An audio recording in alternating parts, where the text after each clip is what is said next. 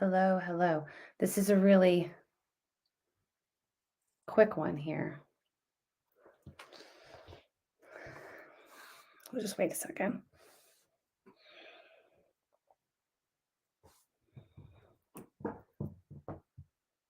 Hi, guys. Get on in here. Let's see if anyone joins. I know I haven't gone live in a really long time, and this is going to be a very short live. It's not going to be long. Hey, come on in. Um, can you hear me? Can you hear me? Let's see here. I just want to. Hey, hey, Heather, first to comment. Nice job. Ron, what's up? All right, you guys.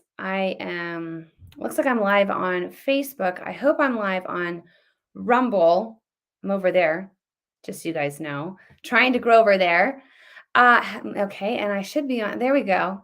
Hey, Catherine. Catherine's on YouTube. I hope you're enjoying yourself, Catherine. It's my sister. She's watching. Hello, sister. I have several. I have 3 sisters and 3 brothers. But my sister's watching me, so it makes me really nervous. Okay, so I just wanted to come on really quick and say hi. Hello. It's been a while. I've done a lot of satire lately and parody, but I haven't done commentary. And the commentary is coming. We're going to be going into an election year. I will be giving commentary starting this fall, but I've been spending a lot of time with my kids, and doing lives is just it's difficult. So with that said, I really quick want to, this is not going to be long, so don't hang in there with me. This is going to be short and sweet, but I want to address Vivek Ramaswamy.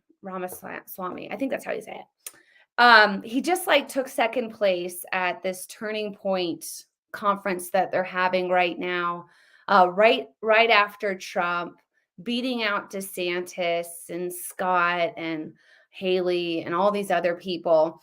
And people are loving this guy. And this is not to bash him, but there's this check I'm having. He's rising quickly to fame. He pretty much has come out of nowhere. And that gives me a little bit of pause. Okay, wait. Who are you? And why does the MAGA base love him? They just love him. They're oh my gosh, make him Trump's VP. They're going crazy for him. And I don't know anything about him. And then when I have done some research on him, he's got ties to George Soros and ties to the World Economic Forum, which is oh no, I'm not affiliated with that anymore. And that's just, it's nothing. And he says everything I want to hear. When he talks, I'm yes, I totally agree with him. Did you hear that? That was fantastic. And when someone says everything you want to hear, I don't know. I feel that's kind of weird, right? Everything. And there are policies out there and issues out there that we're going to disagree on. But when someone's saying everything you want to hear, it just gives me pause. It makes me be well, just hold on a second. Let's just pump the brakes just a second here. And even Trump, I disagree with Trump on issues. Even Trump will say something. I'm I completely disagree with that. Oh my gosh, stop. Or DeSantis will say something and I'm no, or Scott or these other players. But when Vivek talks, I'm yes, I completely agree with you. And where was he during COVID? That's a big question for me. I want to know where these people stood when the Marxist communist regime came in like a flood and tried to literally shut this country down and take us over and make us succumb to complete and total government overreach. Where were these people and what were they doing? And Vivek was nowhere to be found. And I know he's got ties to he's a big pharmaceutical guy. Where was he on the vax? And did he support the vax? And who are you? I'm sorry. You know what I'm saying? And I know that this is coming across very just sporadic for me, but I started to really think about it. And I'm like, there's just something that's not right. And Obama quickly rose to fame. Do you guys remember that? The guy was a community organizer, then like spent like what was it, one term in the Senate in Chicago, state Senate, and then was a one-term senator and then president of the United States. Like, and I think we're living in a time right now where people are itching to hear what they want to hear, right? And like the Bible talks about this, people will be saying things that we want to hear. And Jesus warned not to be deceived. And I'm not saying like this guy is a big deceiver or that he's a bad dude. Like he could probably be fine. But we have to be very careful when people are saying exactly what we want to hear, and we just immediately jump on a bandwagon. We just immediately are like, yes, yes. And we saw this. I mean, just now at this conference, for the massive wave of support to come out for somebody that we really don't know, that's only been kind of on the stage for under 2 years. We don't know where they stood on COVID. We don't know where he stands on a lot of these issues. He has no governance experience whatsoever. He's never like what qualifies him to run the most powerful country in the world, and like asking these questions, I think is extremely important, and we need to be doing that. And I'm seeing a lot of conservatives just completely like they're going groupthink on me too, and I don't like it. And I'm not going to be a group thinker. I'm not going to. I'm going to ask questions that are going to upset people. I'm going to say stuff that doesn't go with the flow. And I know that Trump really likes this guy. And a lot of people are like, well, Trump loves him. Well, he's like Trump's guy. Like Trump loves, I don't care. I don't care if he's Trump's guy. You know who was Trump's guy at one point? Fauci, Birx, Pence, Tillerson, Scaramucci, Omarosa. Those were also Trump's people at one time. So just because Trump likes him doesn't make me think, okay, then we should just, yeah, no. So I'm having a pause, and maybe I'll change my mind. Maybe 6 months from now, I'll be like, you know what? Giving it some thought, I've totally changed my mind. And I totally love him too. But there's just something there. And maybe give it more time, and maybe not like jump to president. Like maybe, I don't know, grow yourself a little bit, have some battles with a bear and a lion before you decide to take out Goliath. I mean, I think that that's important, especially for anybody that wants to go into leadership. You have to be tried and tested. And I don't know who this guy is. So, and also something that gives me a check is he talks about God a lot, right? He talks about God a lot, and he says, like we need to put God back in the center, and talks about God. But when you start to research him, he's Hindu. And is he like, what God is he talking about? Is he, because Hinduism, there's several gods. So what when you say God, what God are you referring to? Are you referring to the God of the Bible, the Alpha, the Omega, the one who was and is to come, the God of Abraham, Isaac, and Jacob? Like, what God are you talking about? Like, that to me as a Christian is important. Like, that's important to me because our country was founded on Judeo-Christian values. And I base everything off of my faith, everything. So how this guy would run something, on whatever, like what he draws from in his faith, like that will impact decisions.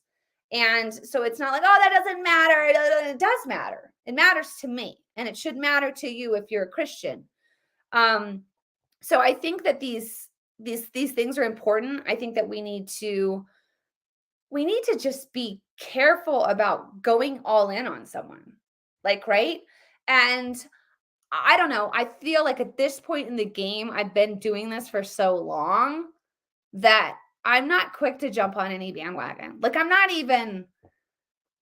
like, okay, what are you going to do?